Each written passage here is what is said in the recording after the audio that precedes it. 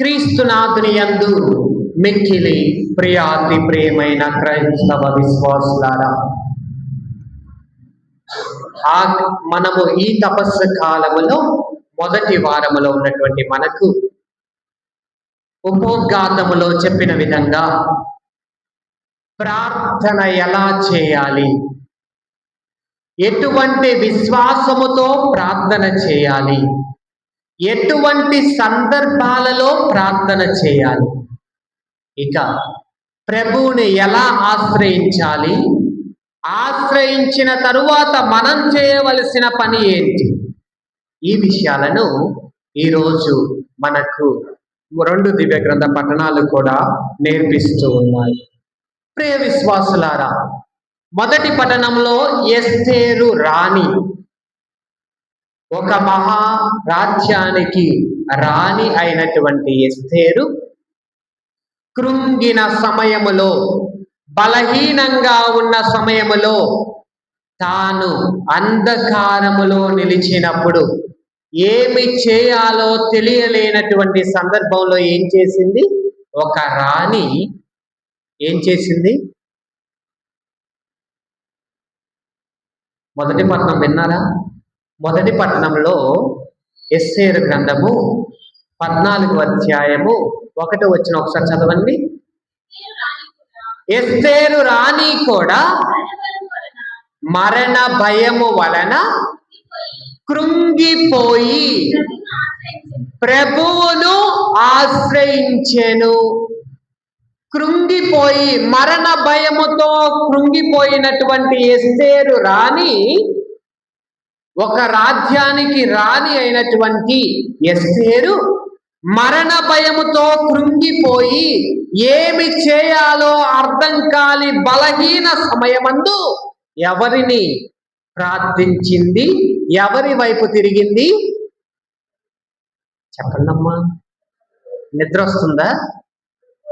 ఎవరి వైపు తిరిగింది? ప్రభువు వైపు తిరిగింది. మరి మనమున్నటువంటి స్థితిలలో, మనమున్నటువంటి స్థితిగతులలో, మనమున్నటువంటి చిన్న చిన్న ఆశలతో, చిన్న చిన్న ఆస్తులతో, మనము బలహీన సమయములో ఉన్నప్పుడు, మనము కృంగిపోయినప్పుడు ఎవరిని ఆశ్రయిస్తున్నాము? నిజంగా మన బలహీన సమయములో, మనము కృంగిపోయినప్పుడు, మనకి ఏం చేయాలో తెలియని సందర్భాలలో ఎవరిని ఆశ్రయిస్తున్నాము? నా ప్రశ్న మీకు అర్థమైందా? ఎవరిని ఆశ్రయిస్తున్నాము? దేవుణ్ణి సమాధానం చెప్పాలి కాబట్టి చెప్పనవసరం లేదు, కానీ నీ హృదయాన్ని అడిగి చూడు, నీవు నిజంగా దేవుణ్ణి ఆశ్రయిస్తున్నావా? లేక అన్నీ అయిపోయిన తరువాత చివరికి దేవుని దగ్గరికి వస్తున్నావా? మనుషుల సలహాలు తీసుకున్న తరువాత, వివిధ రకాలైనటువంటి అర్థమైతూ ఉన్నట్లుంది, వివిధ రకాలైనటువంటి వారిని సంప్రదించిన తరువాత, అన్నీ ముగిసిన తరువాతే క్రీస్తు ప్రభు గుర్తొస్తాడు కదా. అవన్నీ అంటే మానవ బలం మీద ఆశ కోల్పోయినప్పుడు, మానవ శక్తి సామర్థ్యాల మీద ఆశను కోల్పోయినప్పుడు, మానవ ధైర్యం మీద, మానవ అభయం మీద మనం ఎప్పుడైతే ధైర్యాన్ని కోల్పోతామో, నమ్మకాన్ని కోల్పోతామో, అప్పుడే ప్రభువు మీద నమ్మకం మనకు వస్తుంది కదా. మానవులం కదా, ఒప్పుకుందాం, నిజాన్ని నిర్భయంగా ఒప్పుకుందాం. కానీ ఎస్తేరు రాణి మనకు ఒక ఉదాహరణ ఇస్తుంది. నేను కృంగిపోయినప్పుడు ఒక రాణినన్న విషయం మర్చిపోయాను, కానీ ఒక ఇశ్రాయేలు కుమార్తెనన్న విషయాన్ని గుర్తుంచుకున్నాను. నేను రాణిని అన్న విషయం మర్చిపోయి ఒక సాధారణమైనటువంటి స్త్రీలాగా, ఒక సాధారణమైనటువంటి ఇశ్రాయేలు కుమార్తె లాగా ఏం చేసింది? 2వ వచనం, ఆమె తన వైభవోపేతమైన వస్త్రములను తొలగించింది. తన రాజరికపు వస్త్రములను తొలగించి శోక వస్త్రములను తాల్చి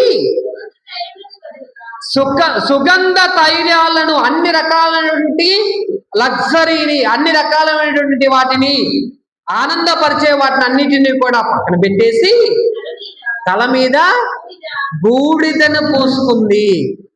తర్వాత ఆమె దేహము దీన హృదయాన్ని పొంది పూర్వము తన అందాన్ని వదిలివేసి, ఆ అలంకారాలన్నింటినీ కూడా వదిలివేసి ఇప్పుడు దేనితో కప్పుకుంది? విడిపోయిన గుడ్డలతో కప్పుకుంది.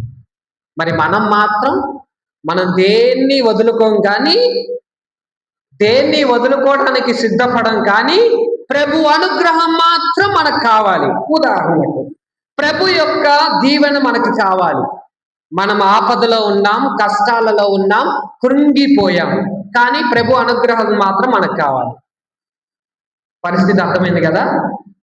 కష్టంలో ఉన్నాం, బాధలో ఉన్నాం, మనకు ఏం చేయాలో తెలియనటువంటి బలహీన సమయములో బలం లేకుండా మనం ఉన్నాం. మానవ శక్తి, జ్ఞానం కానీ పనిచేయనటువంటి సందర్భంలో మనం ఉన్నాం. దేవుని అనుగ్రహం మాత్రం మనకు కావాలి. అటువంటి సమయంలో మనం ఏం చేయాలి? దేవుని ప్రార్థించాలి. ప్రార్థించడానికి ముందు ఇంకో విషయం ఉంది. ఏంటది? ప్రార్థించడానికి ముందు మనం ఏం చేయాలి?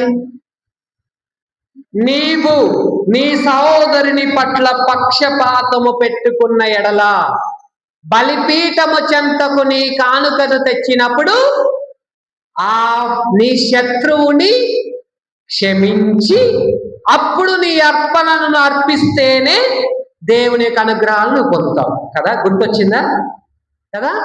మనం మాత్రం మన శత్రువులను క్షమించాం, మనం తిట్టిన వారిని, ఎవరితో ఏదైతే పగన పెంచుకున్నా వారిని మాత్రం క్షమించాం, కానీ దేవుని అనుగ్రహాలు మాత్రం మనకు కావాలి. అంటే మనలో నుంచి ఏది తొలగించాం, మనలో ఉన్నటువంటి అసూయ కానీ, మనలో ఉన్నటువంటి ద్వేషం కానీ, మనలో ఉన్నటువంటి పగ కానీ, మనలో ఉన్నటువంటి కోపం కానీ మనం తీసేయం, కానీ దేవుని అనుగ్రహం మాత్రం మనకు కావాలి. నేను మాత్రం దేన్ని వదులుకోను, కానీ దేవుడు మాత్రం నన్ను దీవించాలి. ఎలా సాధ్యమా? నేను మాత్రం మారను, దేవుడు మాత్రం నన్ను దీవించాలి. మార్పు మాత్రం నాలో రాదు, నేను ఏమాత్రం మారను, కానీ దేవుడు మాత్రం మారి నన్ను దీవించాలి. ఎలా? ఎస్తేరు రాణి మనకి నేర్పిస్తుంది. ఆమెకున్న దానంతటిని కూడా పక్కన పడేసింది. తన రాజరికాన్ని, తన అలంకరణలను, తనకున్నటువంటి గొప్ప గొప్పవన్నిటిని కూడా పక్కకు పడేసి తనను తాను దీనురాలిగా మార్చుకొని ఆయనకు ప్రార్థన చేసి, కష్ట సమయాల్లో మనం పరీక్షించుకొని చూడాలి. మనము ఆమెను ఉదాహరణగా తీసుకున్నాము. ఇంకొక విషయం ఎస్తేరు రాణి జీవితంలో మనం నేర్చుకోవచ్చు. ఏంటంటే ఆమె ఒక్కటిగా ప్రార్థన చేయలే, ఒకే వ్యక్తిగా ప్రార్థన చేయలే, కుటుంబంగా ప్రార్థన చేసింది. తన రాజ్యం ఆపదలో ఉన్నప్పుడు, మానవ బలం అధికంగా ఉన్నప్పుడు దైవ బలాన్ని కోరడమే కాకుండా తన ప్రజలను కూడా కల్పించి ఒక దగ్గరకు చేర్చి కుటుంబముగా, ఏక సంఘంగా ప్రభుకి ప్రార్థన చేయమని కోరి ప్రార్థించడం నేర్పించింది. అంటే వ్యక్తిగత ప్రార్థనతో పాటు సంఘ ప్రార్థన కూడా అవసరం. ఒకరి కొరకు ఒకరు ప్రార్థించడం కూడా అవసరమే. ఒకరి కోసం ఒకరితో పాటు ఇంకొకరు ప్రార్థన చేయడం కూడా అవసరమే. నా దేవుడు వ్యక్తిగత ప్రార్థన వింటాడు కదా, నేను చేసే ప్రార్థన వింటాడు కదా, ఇంకొకరి ప్రార్థనతో నాకు సంబంధం లేదు, అది కాదు. అలా కాదు. కుటుంబ ప్రార్థన, సంఘ ప్రార్థన చాలా అవసరం. అది కూడా ఎస్తేరు రాణి తన జీవిత విధానము ద్వారా మనకు నేర్పిస్తుంది. 2 విషయాలు నేర్పించింది. ఏంటది? మనల్ని మనం త్యజించుకోవాలి, మనకున్న దాన్ని త్యజించుకొని దేవుని అనుగ్రహం కోసం తప్పించాలి. తప్పింపు మనము త్యజించుకొని క్రీస్తు కోసం తప్పించాలి. క్రీస్తు దీవెనల కోసం తప్పించాలి, మొదటిది. రెండవది, వ్యక్తిగత ప్రార్థనతో పాటు కుటుంబ ప్రార్థన, సంఘ ప్రార్థన కూడా నేర్చుకోవాలి. ఈ రెండు విషయాలను ఎస్తేరు రాణి మనకు నేర్పిస్తుంది. ఇక సువిశేష గ్రంథ పఠనములో ప్రభువు మనకు ఈ చిన్న వచనాల ద్వారా చాలా శ్రేష్టమైన అర్థాన్ని మనకు తెలియజేస్తున్నారు. 3 విషయాలను మనకి నేర్పిస్తున్నాయి. ఒకటి, అడుగుడి ఇవ్వబడును, తట్టుడి తెరవబడును, వెదకుడి దొరకబడును అన్న విషయం ఒకటైతే, అవి 3 వివిధ రకాలైన ఆలోచనలైన ఒక అంశంగా మనం తీసుకుంటే, రెండవదిగా, మీరు ఎంత చెడ్డవారైనా మీ బిడ్డలకు మంచి వస్తువులు ఇవ్వడం మీకు తెలుసు కదా, మరి నీ తండ్రి నీకు ఎంత మంచి వస్తువులు ఇస్తాడో, ఇది రెండవ విషయం.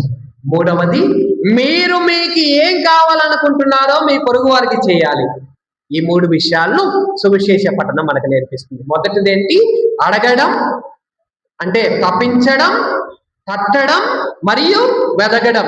ఈ విషయాలను నేర్పిస్తూ దానితో పాటు మంచి విషయాలు ప్రభు ఇస్తాడన్న విశ్వాసాన్ని మనలో దృఢపరుస్తూ, మూడవదిగా, మనము ఏమి కావాలనుకున్నాం, మనకి నా పొరుగువాడు నాతో మంచిగా మాట్లాడాలని మనం కోరుకుంటాం కదా, అలానే నీవు కూడా ఇతరులతో మంచిగా మాట్లాడాలి. అంటే మనం ఏది కోరుకుంటున్నామో, మనము ఏది ఆశిస్తున్నామో అదే మనం ఇతరులకు చేయాలి.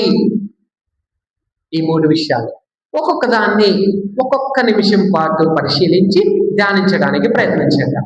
మొదటిది, అడుగుడి ఇవ్వబడును, తట్టుడి తెరవబడును, వెతుకుడి దొరకబడును. ఏం అడగాలి? ఎక్కడ తట్టాలి? ఎక్కడ వెతకాలి? ఏమి అడగాలి? ఎక్కడ తట్టాలి? ఎక్కడ వెతకాలి? ఏమి అడగాలి అంటే, దేవా, నేను కోరుకున్నది కాదు, నీకు నా జీవితంలో ఏది మంచి అనిపిస్తే అది చేయమని మనం అడగాలి. అర్థమైందా? నాకు ఏమి అవసరమో కాదు, నీకు నాకు ఏది మంచి అని తెలుసో అది నాకు ఇవ్వమని మనం అడగాలి. ఒక్కసారి యెషయా గ్రంథము 55వ అధ్యాయము 6వ వచనం. 55వ అధ్యాయము 6వ వచనం యెషయా గ్రంథము. ప్రభువు దొరుకునప్పుడే అతనిని సమీపింపుడు, అతడు చేరువలో ఉన్నప్పుడే అతనికి ప్రార్థన చేయుడు. ప్రభు ఎప్పుడైతే మనకు దొరుకుతాడో అప్పుడు ఆయన్ని సమీపించాలి. ఎప్పుడైతే మనము ఆయన కోసం చూస్తామో అప్పుడు ఆయన కోసం ప్రార్థించాలి. ఎప్పుడు మనకి సమీపంలో ఉంటాడో అప్పుడు ఆయనకి మనం ప్రార్థించాలి. ఆయన ఎప్పుడు మనతో సమీపంగానే ఉంటాడు, ఎప్పుడు మనకు దొరుకుతూనే ఉంటాడు. కానీ మనం వెతకాలి. ఎక్కడ వెతకాలి? ఎక్కడ వెతకాలి? ఎక్కడ వెతకాలమ్మా? దేవాలయంలో వెతకాలా? కొండల్లో వెతకాలా? కోణల్లో వెతకాలా? ఎక్కడ వెతకాలి? పశువుల పాకలో వెతకాలా? స్లీవ మీద వెతకాలా? బైబిల్ గ్రంథంలో వెతకాలా? ఎక్కడ వెతకాలి? ఎక్కడ వెతకాలి? వెతకని చోటే లేదు నా దేవుని కోసం, వెళ్ళని స్థలమే లేదు నా ప్రభుని ప్రేమ కోసం. వెదికి తిని వేసారి తిని అంతటా తిరిగితి, తాను కానరాక కలత చెందితి, తాను కానరాక కలత చెందితి. అలా వెతికి వెతికి కొండలను కోణలను కోనేటిని రాతిని అడిగాను, ఎక్కడికి ఎదిగినా దొరకలే. నాలోకి తొంగి చూస్తే నా గుండెలో ఉన్నాడు. అది మాత్రం మర్చిపోతాం. నీ గుండెల్లో ఉన్న యేసు కోసం ఎక్కడెక్కడో ఎతుకుతూ ఉంటావు. నీవు ఎక్కడ వెతకాలి? నీ హృదయంలో ప్రభు కోసం వెతకాలి. నీ హృదయంలో నీవు ప్రభు కోసం వెతకకుండా ఎక్కడెక్కడో వెతికితే నీకు దొరుకుతాడా? మనం వెతకాల్సిన చోటు మన హృదయం. మన హృదయంలో వెతకడానికి ముందు ఏం చేయాలంటే, మన హృదయాల్లో వెతకడానికి ముందు మన హృదయాన్ని తెరవాలి. ఆ ప్రభువు మన తలుపు తట్టుతూ ఉన్నాడు, మన హృదయాన్ని తెరవాలి. మనము తెరిచినప్పుడు ఆ ప్రభువు కోసం వెతికి, హృదయము తెరచి ఆయన కోసం వెతికితేనే దొరుకుతాడు. హృదయము మూసుకొని మనము హృదయం తెరవకుండా ఆయన కోసం కొండలు కోనలు వెతికినా దొరకడు. నీ హృదయం తెరిచి ఆయన కోసం వెతుకు, దొరుకుతాడు. ఇంతకీ హృదయం తెరవడం అంటే ఏంటి? గుండెను కోసి చీల్చి చూడటమా? హృదయం తెరవడం అంటే ఏంటి? మరి పదాలు వాడినప్పుడు వాటి అర్థాలు కూడా మనకు తెలియాలి కదా. హృదయం తెరచి చూడమన్నారు, హృదయం తెరచి చూడమన్నారు అంటాం. మరి ఆ హృదయం తెరవడం ఎలా? దాహం అగుచున్నది అంటాం కదా. దాహం, మంచినీళ్ళు తాగడానికి. ఆ దాహం అయినప్పుడు మనం ఏం చేస్తాం? ఎడారిలో ఉన్నారనుకోండి, ఎడారిలోకి వెళ్ళి నీటి కోసం వెతికితే దొరుకుతుందా? దొరుకుతుందా? మరి నీళ్లు కావాలంటే ఎక్కడికి వెళ్ళాలి? సమాధానం చెప్పండి అమ్మా. ఎక్కడికి వెళ్ళాలి? నీళ్ళున్న చోటకి వెళ్ళాలి. నీవు నీళ్ళున్న చోటకి వెళ్ళాలంటే నీకేం కావాలి?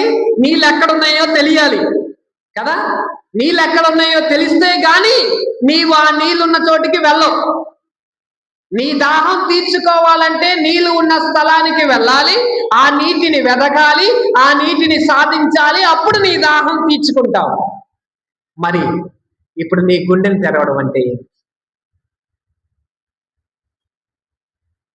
నీ గుండెను తెరవడం అంటే ఏంటి? నీవు క్రీస్తు కోసం తప్పించాలి. నీ క్రీస్తు కోసం తప్పించినప్పుడు నిన్ను నీవు పరిత్యజించుకొని నీ పాపములను ప్రభుకి సమర్పించి నిన్ను నీవు త్యజించుకొని ఆయన కోసం వెతకాలి. ఆయన లేని చోట కాదు, నీ హృదయంలోనే వెతకాలి. నీ హృదయంలో ఉన్న క్రీస్తు కోసం నీవు తప్పించాలి. తప్పించడమే హృదయం తెరవడం అంటే. నీవు తప్పించాలి, తపన పడాలి, వెతకాలి. నీ వెతకాలంటే ఆయన కోసం ఆశపడాలి. జక్కయ్య వెతికాడా ప్రభు కోసం? వెతకలేదా? వెతికాడా? ఎలా వెతికాడు? చెట్టు ఎక్కాడు. ఎందుకు వెతికాడు? ఎందుకు ఎక్కాడు? ఆశ. ఆయనను చూడాలన్న ఆశ. ఆయన గురించి తెలుసుకున్నాడు, ఆయన గురించి విన్నాడు, వినిన దానిని ధ్యానించాడు. ధ్యానించిన దాన్ని తన జీవితంలో అలవర్చుకోవాలంటే ఆయన నేను కనుగొనాలి. ఆయన నేను కనుగొనాలంటే ఆయన కోసం ఆశపడాలి. ఆశపడిన తరువాత ఆయనను వెతకాలి. వెతికి, ఆశతో వెతికి ఆయన సంపాదించుకోవాలి. అప్పుడు ప్రభు ఉంటాడు, దిగిరా, నేడే నీ ఇంటికి రక్షణ వచ్చి. అలా చెప్పాలి అంటే నీవు ఆయన కోసం ఆశపడాలి, తప్పించాలి. అదే హృదయం తెరవడం అంటే. అప్పుడు నీ హృదయంలో ఉన్న క్రీస్తు నీకు ద్వారం తెరుస్తాడు. అర్థమైందా? అర్థమైనట్టే ఉండి అర్థం కావట్లేదా? అర్థమైంది. ఇక రెండవ విషయం, నీ శత్రువులకు కూడా నువ్వెంత చెడ్డవారమైనా కూడా నీ బిడ్డలకు మంచి వస్తువులు ఇవ్వడం నీకు తెలుసు. మరి నీ బిడ్డ మీ బిడ్డ రొట్టెని అడిగితే రాయినిస్తావా?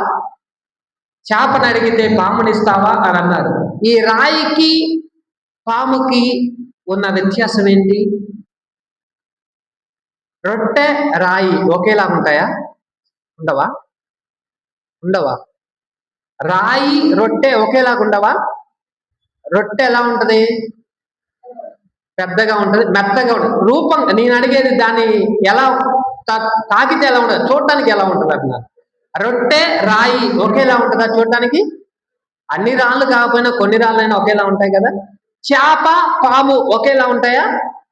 ఉండవా? కొద్దిగా మోరల్లెస్ ఉంటాయి కదా. అంటే ఈ రొట్టె మన ఆకలిని తీరుస్తుంది, చేప ఆకలిని తీరుస్తుంది. ఇవన్నీ హానికరం కాదు. రొట్టె కానీ చేప కానీ హానికరం కాదు. మరి రాయి హానికరమే కదా, పాము కూడా హానికరమే కదా. అంటే నీ బిడ్డలు నిన్ను హాని లేనివి కోసం అడిగితే నీవు హాని కలిగిన ఇస్తావా? ఇవ్వవు కదా. నీ బిడ్డ ఆకలి తీర్చుకోవడానికి అడిగితే రాయిని పాముని ఇస్తామంటే దీంట్లో ఉన్న అర్థం ఏంటంటే, మీ బిడ్డ మంచిని అడిగితే నీవు చెడుని ఇవ్వవు కదా. మీ బిడ్డకు హాని చేసేది ఏది కూడా నీవు ఇవ్వవు కదా. మరి నీ ప్రభువు, నీవు అంత చెడ్డవాడు అయినప్పటికీ నీవు అంత మంచిగా ఉంటే మరి నీ ప్రభువు, నిన్ను సృష్టించిన దేవుడు ఎంత మంచిగా ఉండాలి. ఇది రెండో విషయం.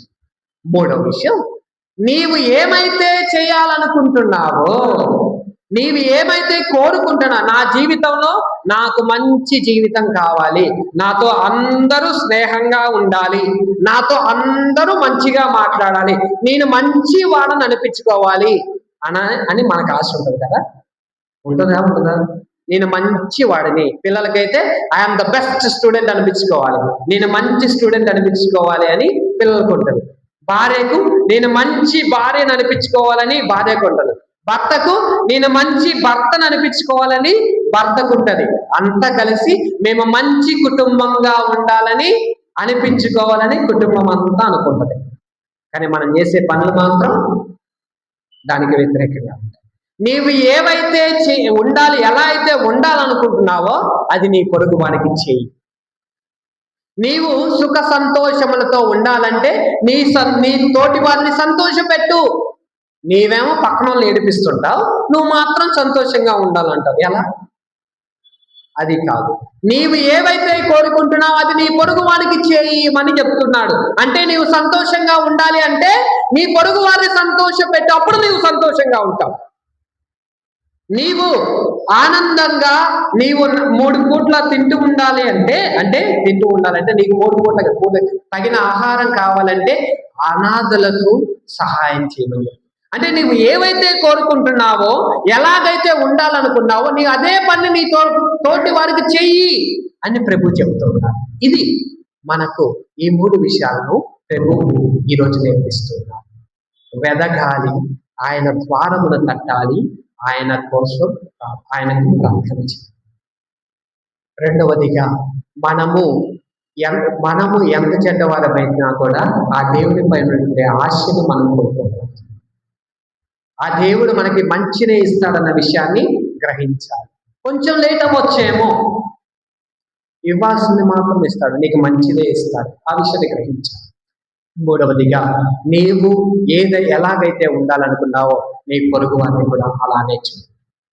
ఈ 3 విషయాలతో పాటు ఎస్తేరు జీవితంలో మనం త్యజించుకొని ప్రభుకి ప్రార్థించే విధానం నేర్చుకుంటాం.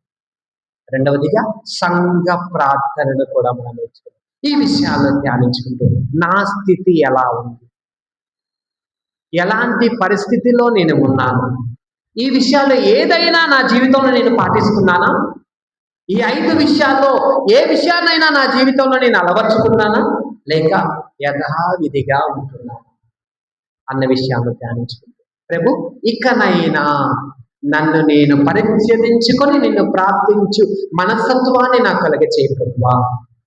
ఇకనైనా సంఘముతో కలిసి ప్రార్థించే మనస్తత్వాన్ని నాకు కలగచేయి ప్రభువా. ఇకనైనా హృదయము తెరచి నిన్ను వెదకి నీ ద్వారమును తట్టి నిన్ను ప్రార్థించు ధైర్యాన్ని నాకు కలగచేయి ప్రభువా. ఇకనైనా మంచి కోసం వేచి చూచే బిడ్డగా నన్ను మలచు ప్రభువా. ఇకనైనా నేను ఎలా ఉండాలో నా పొరుగు వారిని కూడా అలానే చూసే అభయాన్ని, ధైర్యాన్ని నాకు కలిగించే ప్రభువా అని ప్రార్థించుకుంటూ ఈ దివ్య బలి పూజలో కొనసాగుతాను.